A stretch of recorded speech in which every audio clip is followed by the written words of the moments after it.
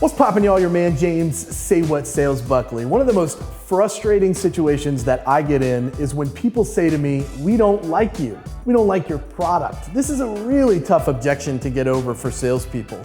But here's my first tip for you on this response. You need to clarify. That's what I do. When someone says to me, I don't like your product, it means they're already familiar with me. Most of the hard work is already done. What I need to know is, what was your experience like?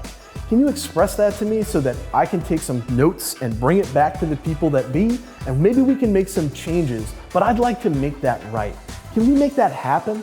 This is a wonderful way to tell people that you understand their perspective.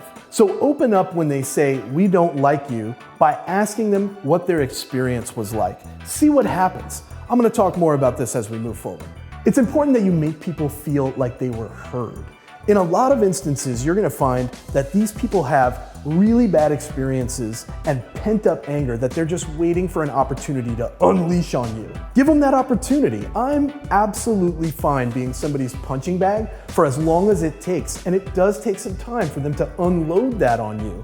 But when you get a moment to break in and say something back to them, this is your time to shine. At this point in the conversation, you've got a chance to be the hero for your prospect. Saying something like, thank you so much for that feedback. I took it to the people that needed it so that we could make changes and provide you with a better experience. I'd like to make this right. Can we work towards that? What this does is it subconsciously lets your prospect know that, one, you're willing to take steps to make changes to provide a better experience, and two, you are going to be personally responsible for those changes being made. This is a standout win moment for any salesperson that's talking to someone that once had a bad experience with your company.